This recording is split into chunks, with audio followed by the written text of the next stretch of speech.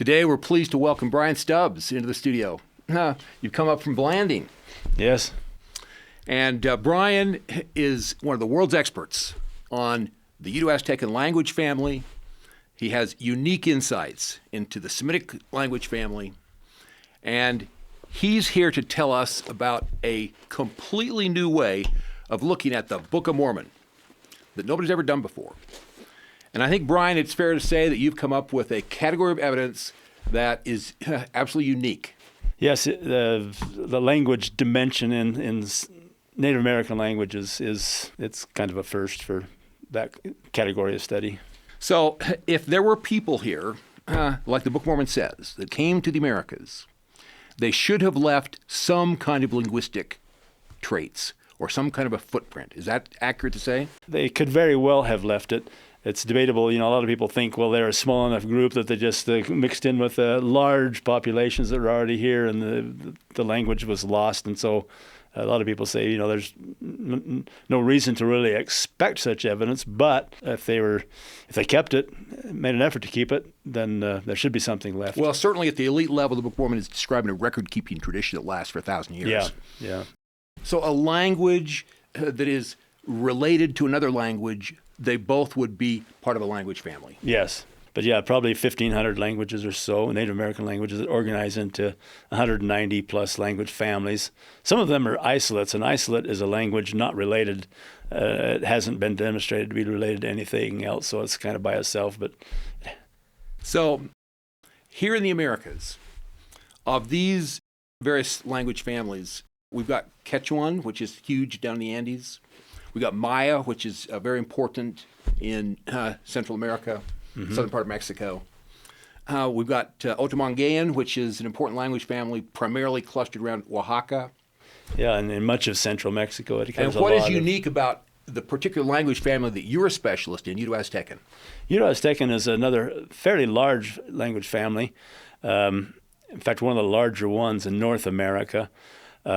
And it's geographically spread over quite an area. Mayan, for example, is fairly close-knit. But Uto-Aztecan and Algic, or Algonquian, is another one that's spread over quite an area and with lots of languages. But yeah, Uto-Aztecan is one of the bigger ones. So we can find examples of Uto-Aztecan language family speakers all the way from the Shoshone up in the Bannock part of Idaho, all the way down to the Pipil, which is in El Salvador. Right. And what accounts for this tremendously large geographic dispersion of this language family? Well, it simply shows that they did spread out. Some language families, stay kind of close together, whereas others spread more geographically, and Uto-Aztecan happens to be one that spread quite a bit. The question is whether it went from south to north or north to south. And which of those particular theories do you favor? There are three of us, actually, that have published evidence to suggest that it was from south to north. However, most linguists and anthropologists figure it came, from the north and spread to the south. So there's no consensus yet, but there's evidence. I should say let's just say it's undecided yet, but I think me and a couple others think there's evidence for it going from south to north. Let's talk about the time that Uto-Aztecan was here in its range. We know for a fact that Uto-Aztecan was the language of the Aztec Empire. Right. And so headquartered at Tenochtitlan, today Mexico City, they covered a vast expanse of territory and took the Nahuatl language with them wherever they went. Yes. In fact, 1.5 million speakers of the various Nahuatl languages, 28 of them dialects or languages, and they're by far the largest group. The conventional wisdom is that they came from the north to the south not long before Columbus, 1000 AD or something, 1200 even. But they're the largest and cover the most space and then lots of languages. So there's other people that think it went from south to north. And for example, there's a lot more diversity in the southern languages than in the northern languages. And usually greater diversity means it's been there longer. So that's one thing that one of the linguists uses as evidence that it went from south to north. Another one, Jane Hill, she publishes evidence for agricultural terms for corn that appear to have gone from south to north. There's others that dispute that, which is fine. So that's kind of inconclusive. And then I focus on, or the reason I give for a greater diversity in the South is phonological variety, a whole bunch more in the South than in the North, which again suggests a greater time depth in the South and more recent expansion to the North. And we do have Christopher Helmke in Copenhagen, who's now reporting that he thinks he can find Uto-Aztecan Nahuatl at Teotihuacan in the 300, 400, 500 AD time period. Yeah, they've found some things that they're looking at, and more power to them. It's interesting stuff. It kind of needs to be solidified a little more, but hey, go for it and see what they can find with time. And there have been others who have suggested Uto-Aztecan peoples being at Teotihuacan. And so that's it's certainly been a primary candidate. Exactly. Because we haven't, anthropologically, we have not known what the language of Teotihuacan was. Exactly. But many people have suggested it could have been Uto-Aztecan. And probably multiple languages, but if Uto-Aztecan was among those languages, then yeah, that's a presence of about 500 AD instead of 1,000 Well, Teo's AD. coming on stream about the time of Christ, and then hits apogee from about 100 to 500, 600 AD, yes. Okay, well, let's talk about, for a minute, linguistically, what are the tools that a linguist has to try to construct a solid case that this language and this language are related to each other and that they belong to this particular language family. In other words, to reconstruct the language family that gave birth to these two daughter languages. What are some of the tools that they use? I've heard the term phonology, morphology. We hear the term syntax. We hear the term grammar. We hear the term semantics, which is essentially vocabulary. And then occasionally people talk about pragmatics in linguistics. So walk us through some of the tools within these branches of linguistics that help us identify a particular language and then show that it's related to another language and that they both come from a common family. Okay. Yes, the main tool is vocabulary. I should say vocabulary and grammar are the two main things. Let's talk about those a little bit. Vocabulary has to show a system of sound correspondences. What happens in language changes is in this particular, as languages separate and live in different places, they change. And this language will change B to P, for example. And this language might change B to something else, but it's consistently B to P in this language and consistently B to something else in this other language. So those two languages will have sound correspondences and a certain amount of vocabulary that is similar. And if they have a large amount of vocabulary that is similar and shows consistent sound correspondences, then that's good evidence that the two languages are related and descended from a common ancient source. So linguists are pretty much in agreement that sound correspondences follow some sort of a natural law. Right. They discovered in Indo-European, which is the first language family that linguists really dealt with and discovered a couple of hundred years ago plus, found that the sounds will change consistently in the same language, in the same environment, in a certain way, and that the sound correspondences will be consistent. When they came to the Americas, they didn't know if that would happen again in the Native American languages, but Bloomfield in Algonquian and Sapir in the few language families found out that that law of sound change is consistent and happens in Native American languages as well. So what we see are this plethora of 193 language families in the Americas. It's behaving by the very same rules that have been established by linguists over a much longer time period as they've been studying the older world languages. Yes. Mm-hmm. Well, let's walk through some of the parts of phonology. In other words, some of the sounds that the human voice and vocal cords and lips and so forth are able to produce. This is simply a list of terms that linguists use in phonology. Rounded, unrounded, voiceless, voiced, devoiced, bilabial, labial, nasal, fricative, dental, alveolar, palatal, velar, uvular, pharyngeal, glottal, lateral. That's just a small list of some of the sounds that you have to work with. And you're saying that these sounds, as you go from language A to language B, both of whom descend from a common proto-language as their ancestral family, that these sorts of sounds and the way that those sounds are made follow certain rules. Yes. For example, in Indo-European, you have the voiced stops and the voiceless stops. In fact, let's talk about voicing. You mentioned voiced and voiceless. The best way to demonstrate that is to put one's fingers on both sides of the Adam's apple and say, asa. So we're saying asa, but slowly. And you can feel that there's vibration while you're saying the vowels, but the vibration stops during S. So asa. When you're saying a long S, there's no vibration. But with Z, azza, the vibration keeps going. It doesn't stop.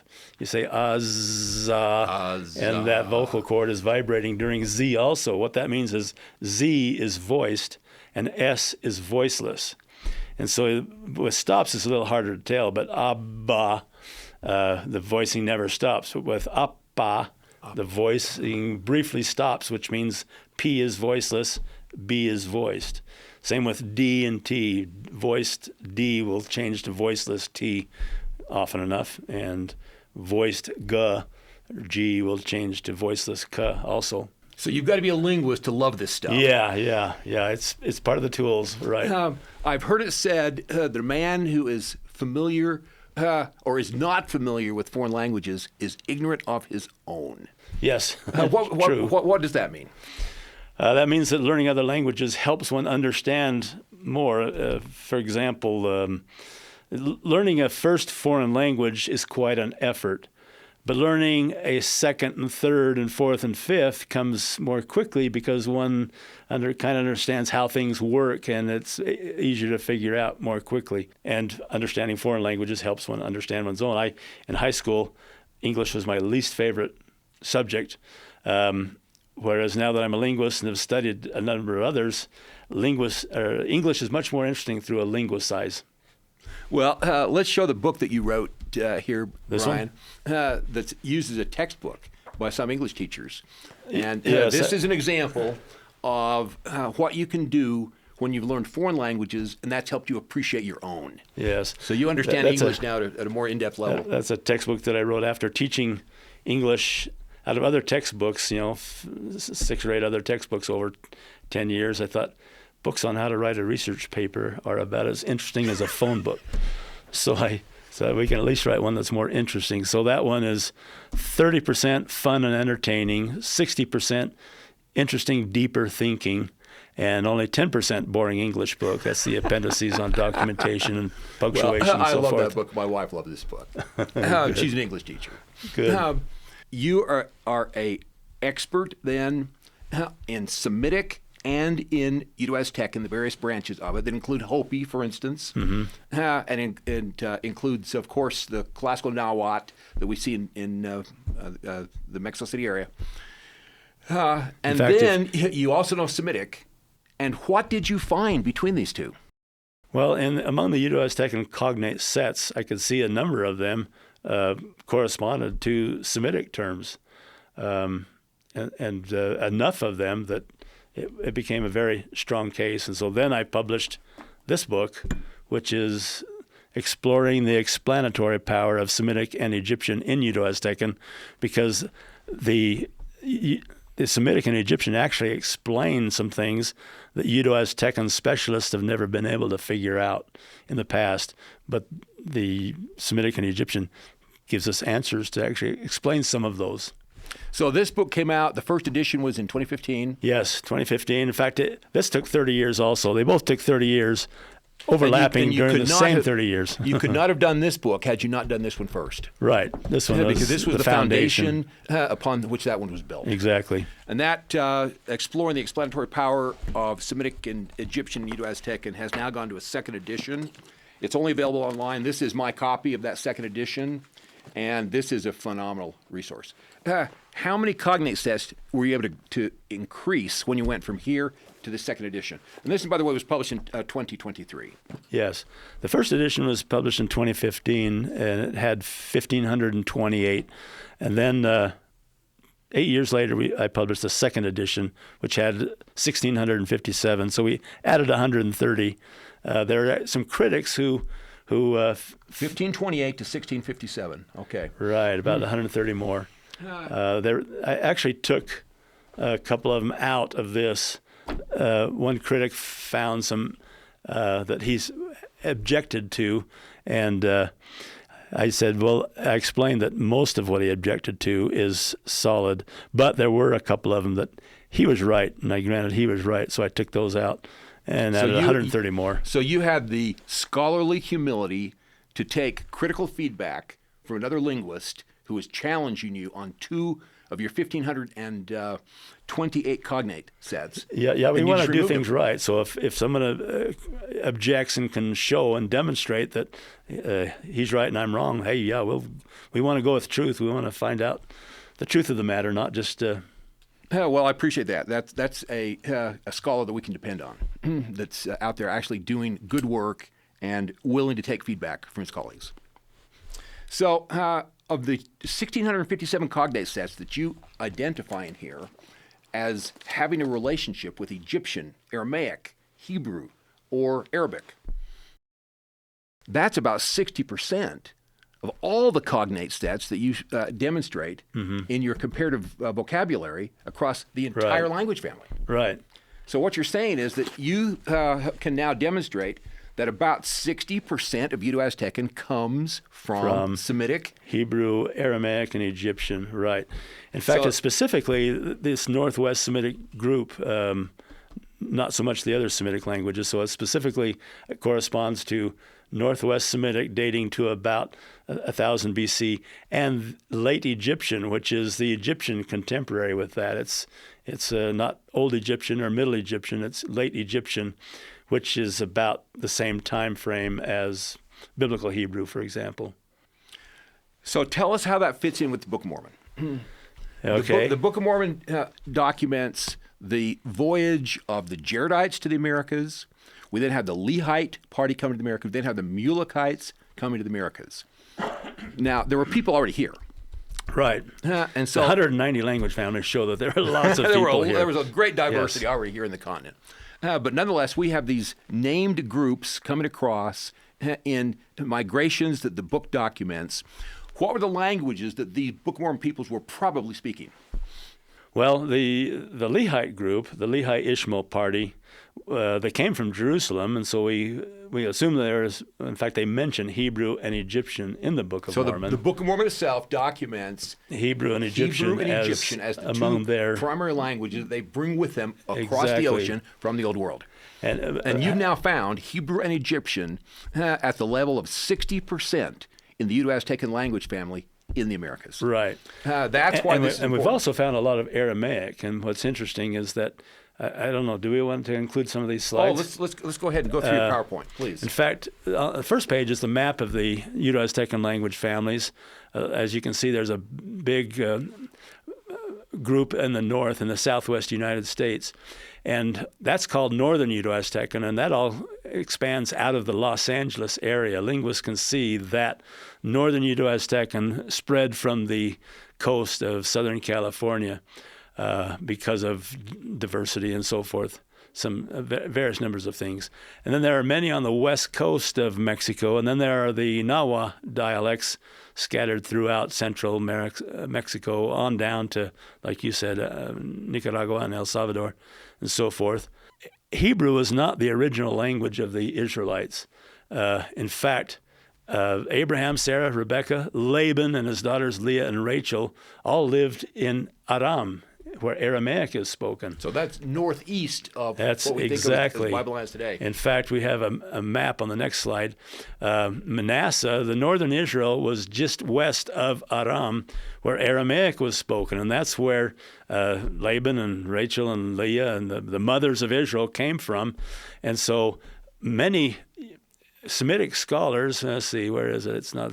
Anyway, many Semitic scholars are saying that they don't think northern Israel really lost their Aramaic. They probably became bilingual.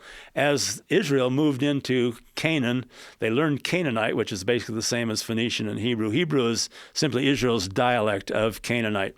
And they learned it when they got there, and most of the Hebrew Old Testament was written by southern Israel. But northern Israel, many scholars say that they maintained their Aramaic because it was right next to Aram. First of all, their original language was Aramaic, and being next to Aram, there would be no reason to lose it. So they think that northern Israel kind of became bilingual, different areas, different percentages, but they maintained both Aramaic and Hebrew. And that's exactly what the Uto-Aztecan evidence suggests, because the Uto-Aztecan Semitic is kind of a Hebrew-Aramaic mix with a lot of Aramaic. In fact, there's words that show that it is from Aramaic, not Hebrew, or those words are from Aramaic, not Hebrew. Well, it's generally acknowledged by New Testament scholars that Aramaic is the most likely language Jesus spoke.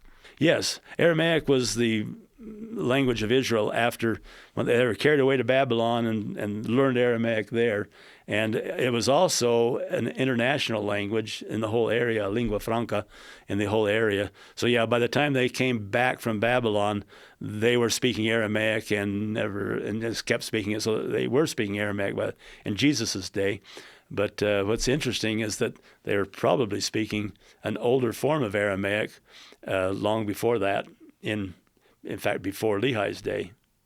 Going back to the patriarchs. Right. Yeah. So you mentioned in your literature here the difference between Semitic KW and Semitic-p. Explain that difference, please. Yeah. Can we look at a few sets to? Oh, let's do. We'll need some. For example, I found one group of data where the B changes to P, and that's a normal sound change. Happens a lot. And here are some examples. For example, lightning, barak, is the word for lightning in most Semitic languages. It's also some form of it. It's also the name of Muhammad's horse. So okay. Barak was the lightning horse was his favorite steed. Okay. And when he is caught up into heaven, he's riding his horse. Okay. I didn't even know that. Oh, it's a beautiful part of Islam. And the Uto-Aztecan word is, one language has berok, others are perok. It's in a number of Uto-Aztecan languages. So that's a cognate set that matches very nicely with lightning. In fact, the change of vowels from barak to berok is due to where the consonants are pronounced in the mouth. R is in the front of the mouth, so it changes the vowel toward the front, and qa is in the back part of the mouth, lower, and that's exactly where O is pronounced. So the change is very explainable. And then we have baka, which in Aramaic has a glottal stop at the end, not in Hebrew. But in Uto-Aztecan, we have paka, again, B changing to P, and it even shows the glottal stop, both meaning to cry. And we have probably 15 or 20 words that show that B to P change. So that's why you're calling it Semitic-p. And that's why we call that dialect Semitic-p, because the B changed to P. And that is the Aramaic most likely spoken by the Lehi Ishmael party. Right. And that particular dialect has the same sound changes as Egyptian. Let me show you a few Egyptian words. We got, here they are. So here are some Egyptian words that also change the B, Egyptian B to P. Egyptian does not write vowels, so sabak, calf of the leg. Uto-Aztecan, sipika, okay, it's got the consonants nicely aligned with B changing to P. Sabati or something like that is an enclosure in ancient Egyptian. Sapti, Uto-Aztecan, fence of branches. Babit, in Egyptian, region of the throat. Uto-Aztecan, papi, larynx, throat. Bashi is the verb for to spit or vomit. A noun form is bashu, vomit or vomiting. Uto-Aztecan, piso, again, B to P with the W, the O sound. I mean, they're both rounded sounds, and piso, it shows that rounding. And so, yeah, a number of items in Egyptian also show the B to P. So those two, Egyptian and Semitic-p, appear to have been spoken by the same people or group. And then we have So when Lehi talks about, or Nephi talks about the language of the of my fathers, and he's talking about the learning of the Jews and the language of the Jews. Egyptians, you're seeing the very same thing in Uto-Aztecan. Right. In fact, it's interesting that he says the language of the Egyptians and the learning of the Jews. He didn't say the language of the Jews, the learning of the Jews. So yeah, they learned Hebrew while they were there, but the language of his father consisted of the learning of the Jews, but he actually maybe spoke Aramaic as well as Hebrew. In fact, the language of the Lehi Ishmael party seems to have been heavily Aramaic. Let's just show this other, you talked about Semitic-p. Look at these first. This is, in this particular dialect, this is a different dialect. There are maybe 400 or more words that show this dialect where B changed to qua. Now, that might seem strange, except that we also have, in Indo-European, we have a sound correspondence of Greek P corresponding to Latin qua. So like hippopotamus is a river horse in Greek. Hippo meaning is related to the Latin word equus for horse. Hippo is horse in Greek, and equus, so there's a correspondence of P and qua. We have the same thing in 5. Pentagon, pent is the word for 5 in Greek. Quinque in Latin. And so there are a number of words that show that P to qua correspondence between Greek and Latin. And so the changing of P or B to P to qua in this one Semitic dialect is not that unusual. This is something else interesting also. So that particular dialect appears to be more Phoenician-like, and this also is the plural suffix in Hebrew is im. A lot of people are familiar with Elohim and so forth. But the linguists know that it came from an earlier ima with a short vowel on the end. And in fact, in Ugaritic, the plural suffix is ima, and probably in some of these Phoenician dialects, ima. Well, the Uto-Aztecan plural suffix is ima. It's exactly like the older Phoenician, exactly. And a number of things like that show this one dialect to be more Phoenician-like. So Semitic, and that's why we call it Semitic-qua, because B changed to qua. And in Semitic-qua, there are many features that are more Phoenician-like than Hebrew or So where in the Aramaic. Book of Mormon are we getting the Phoenician connection? Well, the Mulekites came across, but it doesn't say how. However, the fact that they named the river Sidon, Sidon is the major shipping capital of the Phoenician Empire. Along with Tyre. The Phoenicians were seafarers all over. And in fact, they went out into the Atlantic quite a bit up to... Well, in fact, I'm pretty good friends, met several times, this fellow, Philip Beale, that wrote the book Atlantic BC. Okay. And he went to Marseille, France, and he found a submerged Phoenician trading vessel that had made it from Sidon, Tyre, all the way to France. And from the excavation of that vessel, he crafted in England, he crafted this actually right there in Lebanon. And so right at the original home port of the Phoenicians, he had this boat built to the same specifications as the submerged vessel, because it dated about 600 BC. And he was interested to know, could the Phoenicians have done what they were reputed to have done, which was colonize the entire Mediterranean, circumnavigate Africa during the time of Pharaoh Necho, and then he came up with this idea, could they have crossed the Atlantic? And he crossed the Atlantic in a Phoenician replica called the Phoenicia. And that's what this book is all about. Yeah. Well, yeah, it's well known that they were all over the Mediterranean and up the coast of Europe to England, and also along the west coast of Africa. And so crossing the Atlantic is, in fact, if one looks on a globe, the length of the Mediterranean Sea is about the same as the two closest places between Africa and the Americas. Well, you go to the Canary Islands today, which is the point of departure for almost all of the ancients as they were going to venture down into the Atlantic, or maybe go to North Africa somewhere. You throw a bottle in there, it's going to end up in Barbados. Really? Or in the Caribbean. And you take a look at the length of time it takes to get from Gran Canaria down to say, the Lesser Antilles, which is a place where a lot of the currents are going to take you, it's maybe on the order of 40, 45 days. Columbus, his very first voyage, he was about 40 days coming across the Atlantic. Yeah. So it was doable. Exactly. And so my guess is between Semitic-p having Phoenician-like sound changes, they weren't like Israelite Hebrew. Some of the sound changes are like Phoenician. There are a few sounds that are different between Israelite Semitic and Phoenician, and the Semitic-p is like Phoenician, and the fact that they named their river Sidon after the major port city of the Phoenicians, the Mulekites did. There's a lot of interesting evidence to suggest that they came on a Phoenician vessel. So that's likely where the Book of Mormon connection with Phoenician comes from. The Semitic-p is, we've got the Mulekites, who are all by themselves for several hundred years. They show up about 560, maybe 565 BC, something like that. And they're here in the Americas, but for several hundred years, isolated by themselves, interacting with the natives. Right, with other natives, right.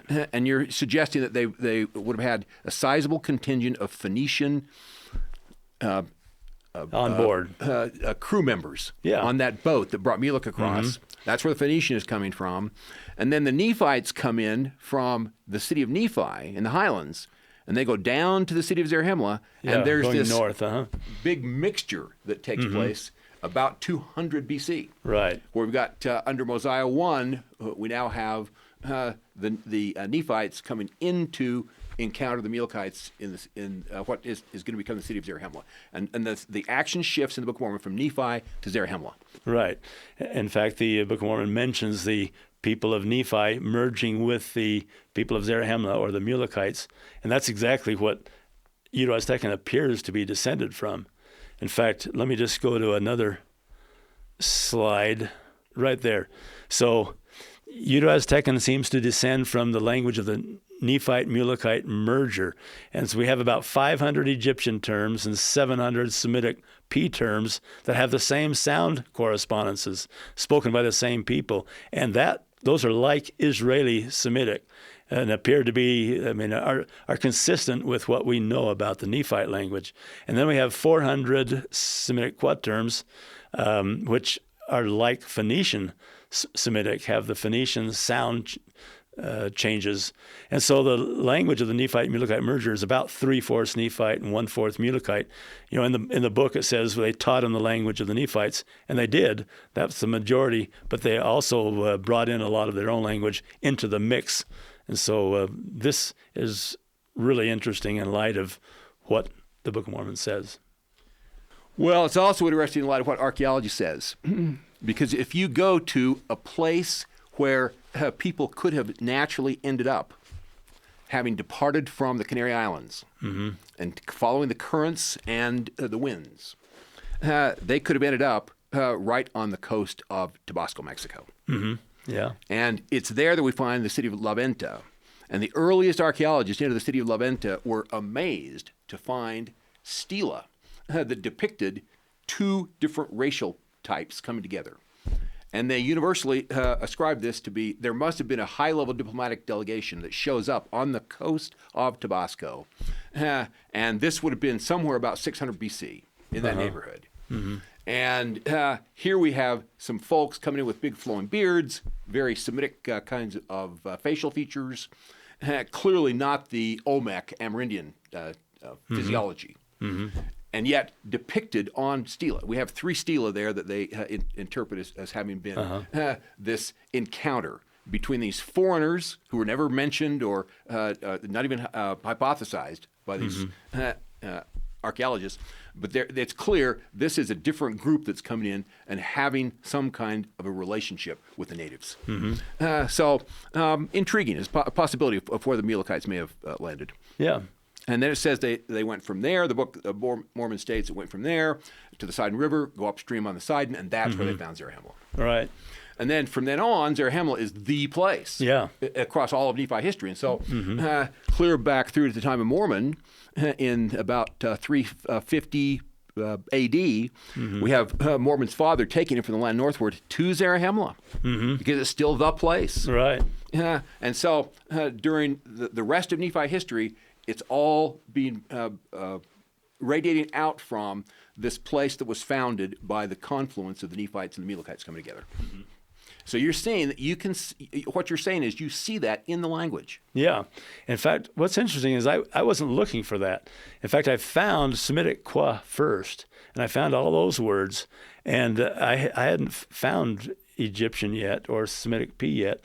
I just found a lot of the Semitic-q. I got those sound correspondences down and had a few hundred words according to those sound correspondences. And then I started seeing that there are a lot of other words that it matched a B to P, and I thought, well, we can't count those because the law of consistent sound correspondence required there to be consistent, so I just kind of kept in the back of my mind. And then I started finding lots of Egyptian terms that had also the B to P, and I thought, maybe we have a mixture of two different dialects here. And so I resumed the search with this new set of sound correspondences, and sure enough, find about 500 Egyptian terms and about 600 or 700 Semitic-p terms, and I thought, oh, that's not only another one; it's the majority one. And so yeah, it fits that scenario very well.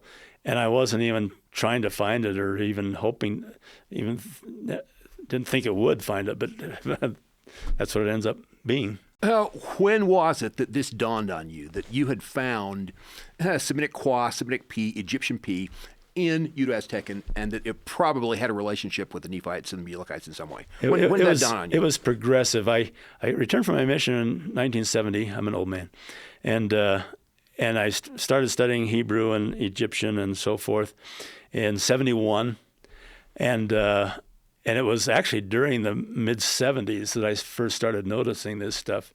And then I went and got my master's in linguistics. I know, I've got to become a linguist to do the research, and got the degrees. And then I kept researching, and up till about, I think it was in the 90s. This is 20 years later that I started noticing the Egyptian and the Aramaic and the Semitic-p forms.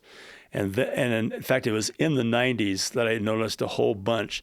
The corpus of stuff I found was like 400 to 600 during this. I first found a certain number, and by the mid-'80s, I probably had 300 or 400. Early 90s, I had about 600. And that was about the time at Farms we began to pay attention to your work. Yeah. There in the early 90s. And it was during the 90s that I discovered these other two and started looking for words and that had those sound correspondences, and it just blew up. So by the year 2000, I had a whole bunch of stuff, and this was published 2015. This is 2011. This is 2011. This is 2015. So about, it took another 15 years to finish finding it and get it organized and write it up. But yeah, it was in the 90s that it really blossomed and ended up with 1,657 now. What are we, since the 70s, 50 years later? Yeah. So you've been noodling on this for 50 years. Oh, my heavens, Brian. Yeah, started 55 years ago. Congratulations. This is a rare scholar that stays with one project. And it really expanded quickly after about 20 years in the 90s. So yeah, these have been put together in the last 20 to 30 years. Found a lot. And let's give a shout out to Jerry Grover. What a man. He helped you get this in publication. Right. Jerry, because you had all this data. You were out there publishing White Mesa Ute. You were publishing the Uto-Aztecan Comparative Vocabulary. You'd published some preliminary papers with us at Farms back in that era. Yeah. And Jerry finally says, let's get this thing out in print. Yeah, we didn't even know each other. He emailed me. I think he emailed me or called me. I didn't know who he was. He had seen my work, and he has enough means that he volunteered to publish it for me. And I thought, well, that's very nice of you. And so it helped me and encouraged me to finish getting it put together. I mean, writing a book like this, usually a team of scholars will put together an encyclopedia. No one person puts together an encyclopedia. And these are nearly encyclopedic in volume. And so it encouraged me. I worked really hard for about 4 or 5 years to finish getting it put together. And he sponsored publishing it. And so that was out. There weren't a lot of copies. I think we made 150, and they're all gone now. But over the next 8 years, in 2023, we published a second edition on PDF. It doesn't exist in paper form yet, but it's going to be available online. This is my copy, and look at the show notes of this particular episode, and we'll give the link of where to go download. Sideways. Yeah. This is formidable, but not for the faint of heart. Oh, yeah. But for anybody who has a modicum of interest in linguistics and linguistic theory and the comparative linguistic method of making relationships and tracking sound changes and so forth, this is a goldmine. Yeah, and this is from, in fact, I might explain how all of these are related. This is a comparative vocabulary, has no mention of Hebrew Egyptian. It's simply for linguists doing research in Uto-Aztecan, the comparative vocabulary. And then I wrote this one, which has no mention of the Book of Mormon. It's simply a linguistic treatise of the 60% of Uto-Aztecan that is from Semitic But those of us and who Egyptian. knew you and knew the Book of Mormon were excited about this book because it was obvious there was a connection here, even though you're not being explicit about that connection yet. Exactly. There's about 40 years of study behind that, even though we finally got it put together in 8 or 10 years and hit a real hard punch in 5 years after Jerry offered. And then this one, Changes in Language from Nephi to Now, it is for lay readers. And this is just for the Semitic connection, no mention of the Book of Mormon. This one shows how it is relevant to the Book of Mormon. And it draws on about 300 of these 1,657 with chapters on lots of interesting details about. This is a fascinating book. This is the first edition. Mm-hmm. This is the second edition. Right. And now the third edition is available. And now we have the third edition available in the electronic form in PDF, and it's going to be available online too. So so look to those same show notes on this episode, and we'll have the link down there for how you can download the third edition of this book. So what can you tell us about the Book of Mormon? After all of this odyssey that you've been through of serving a mission, learning probably one of the most difficult languages on the planet for a native English speaker to pick up on, Navajo, and wrestling with this thing, and then branching out into Spanish, and then getting serious about linguistics as a discipline, and then doing your dissertation on Semitic various languages, and learning Egyptian and learning Aramaic and Proto-Hebrew and so forth, and then encountering among all the 193 language families in the Americas, that we begin to see the lights turn on. We begin to see some serious correlations happening with Uto-Aztecan. Yeah. And then developing that through the course of the scientific literature, doing the science first. There's one thing I admire about you, Brian. You did the science first. 2011, this thing comes out. And then you come in and show the Book of Mormon stuff with a piece that is purely linguistic, does not even mention the Book of Mormon, and then the next year you come out with the first edition of, okay, this is how the Book of Mormon fits in all of this. Yeah. And then you stuck with it. You've increased the number of cognate sets by well over 100. You've published second and third editions of these important works. Yeah. So at this point, where does this book stand in your mind?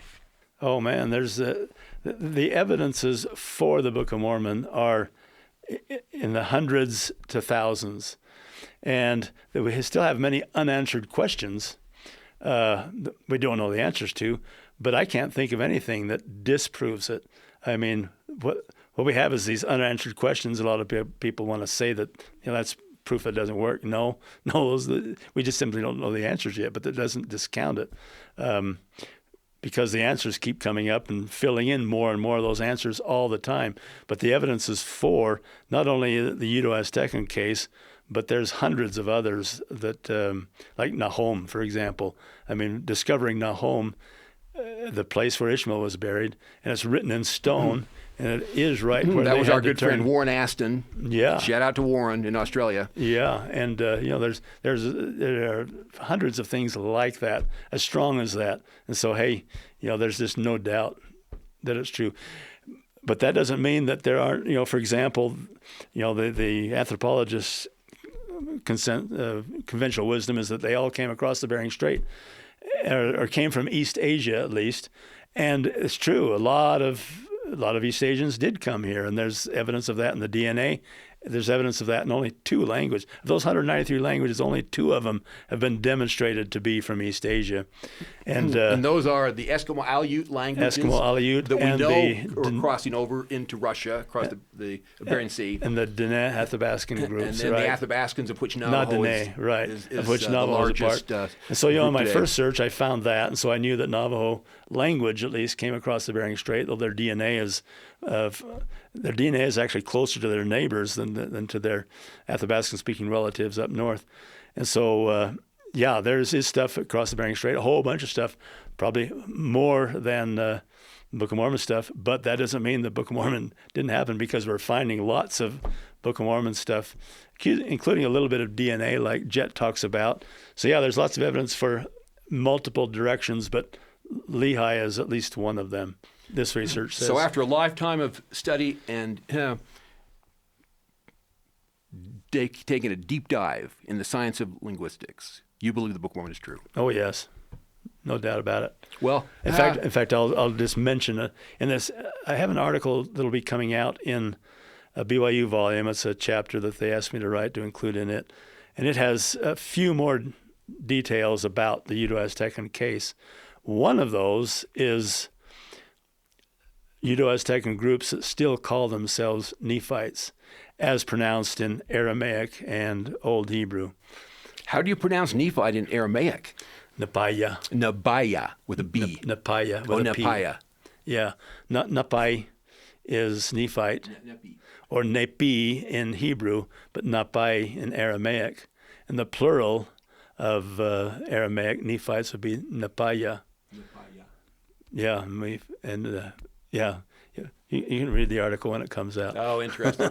Well, one last thing that I thought was very, very significant is not only have you found morphological connections, phonological connections, you've got sound shifts, you've got lots of semantic connections here, all kinds of cognates and comparative vocabularies.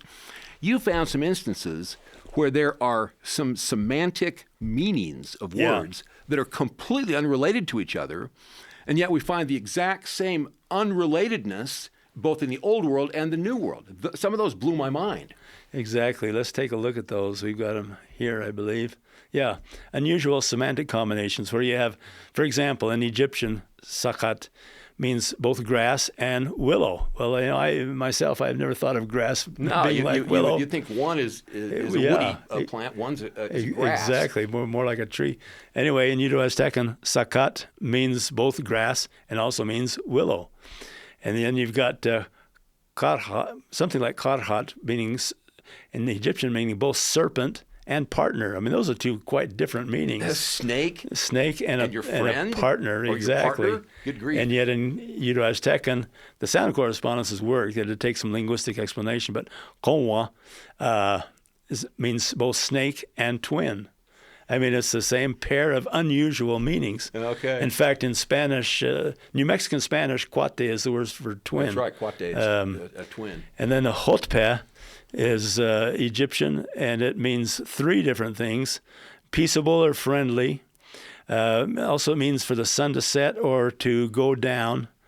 And it also means for the hair to fall out, like an old man. Those are 3 entirely different meanings that you'd think would be unrelated. And in Uto-Aztecan, hopi, where they double the P, again, the consonant cluster, sometimes the first one is lost and it'll double the second one.